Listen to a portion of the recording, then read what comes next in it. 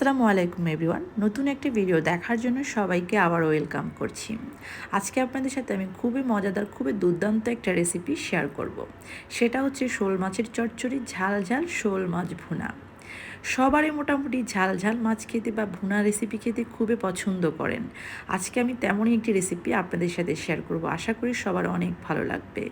চলেন শুরু করি আজকের রেসিপি। এখানে আমি 1 কেজি পরিমাণে শোল মাছ নিয়েছি। মাছটাকে আমি একটু ছোট ছোট পাতলা পাতলা করে কেটে নিয়েছি। এরপর একটা প্যান বসিয়ে দিয়েছি, এখানে দিয়েছি 1/2 কাপের মতো সরিষার তেল। এটা চাইলে আপনারা সাদা তেল দিয়েও করতে পারেন। দিয়েছি 1 কাপ পেঁয়াজ কুচি, একটা বড় সাইজের টমেটো, 3 থেকে 4টার মতো শুকনো মরিচ, 5 থেকে 6টা রসুন কোয়া দিয়েছি আমি, আর রসুনটাকে একটু কেটে কেটে দিয়েছি।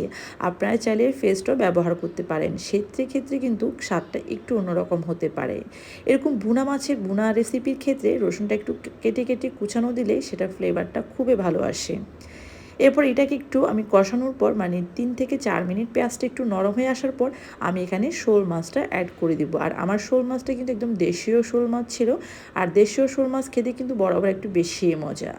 এরপর আমি এটাকে কিছুক্ষণ এভাবে কুক করে নিব, প্রায় 5 মিনিটের মতো। যখন মোটামুটি কালারটা চেঞ্জ হয়ে আসবে তখনই কিন্তু আমি এখানে বাকি উপকরণগুলো ব্যবহার করব। মাছের চচ্চড়িতে কিন্তু ঝাল ঝাল খেতে বেশি ভালো লাগে, তো সেক্ষেত্রে আমি এখানে প্রায় 8 থেকে 10টা কাঁচামরিচ এভাবে কেটে কেটে দিয়েছি। আর কাঁচামরিচের ঝালটা কিন্তু অনেক বেশি ফ্লেভারফুল থাকে। দিয়েছি এখানে 1/2 চামচের মতো হলুদের গুঁড়ো, দিয়েছি 1 থেকে 1.5 চামচের মতো মরিচের গুঁড়ো।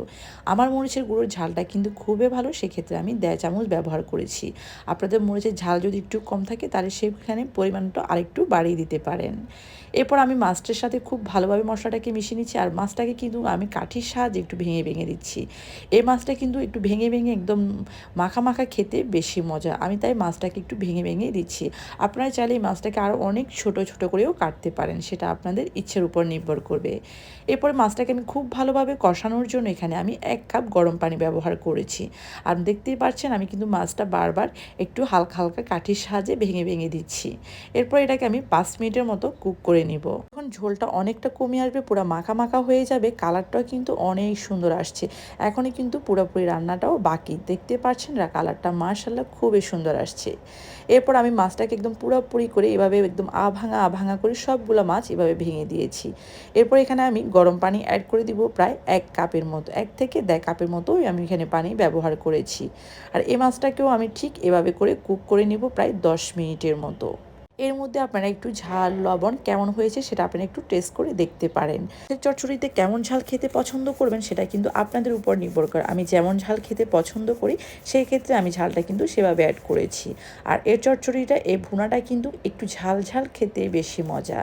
এরপর এখানে আমি 1 কাপ পেঁয়াজ কলি ব্যবহার করেছি, যেটা দিলে কিন্তু খাবারের টেস্টটা কিন্তু আরও বেশি দ্বিগুণ বেড়ে যায়। হাতের কাছে পেঁয়াজের কলি না থাকে সেটাকে তাহলে আপনারা স্কিপ করতে পারেন। আর কেউ কেউ আছে পেঁয়াজের কলি খুবই কম পছন্দ করেন, তারা যারা এটা ব্যবহার নাও করতে পারেন। তো আমার ঝোলটা কিন্তু অনেকটা মাখা মাখা হয়ে গিয়েছে। আর সর্বশেষ লাস্ট পার্ট যেটা না দিলে না, সেটা হচ্ছে ধনেপাতা। এই টাইপের চচ্চড়ি, এই টাইপের মাছের ভুনার মধ্যেও কিন্তু আপনাকে ধনেপাতা মাস্ট ব্যবহার করতে হবে আরও ভালো ফ্লেভারের জন্য। তো দেখেই বুঝতে পেরেছেন মাশাআল্লাহ কালারটা কতটা সুন্দর এসেছে, আর খেতেও লোভনীয় হয়েছে। যারা মাছ খেতে একটু কম পছন্দ করেন তারা চাইলে যে কোনো মাছ দিয়ে এই চচ্চড়িটা করতে পারেন। আশা করি আপনাদের সবার অনেক ভালো লাগবে। ভালো থাকবেন সবাই, আল্লাহ হাফেজ। Thank you for watching. আসসালামু আলাইকুম।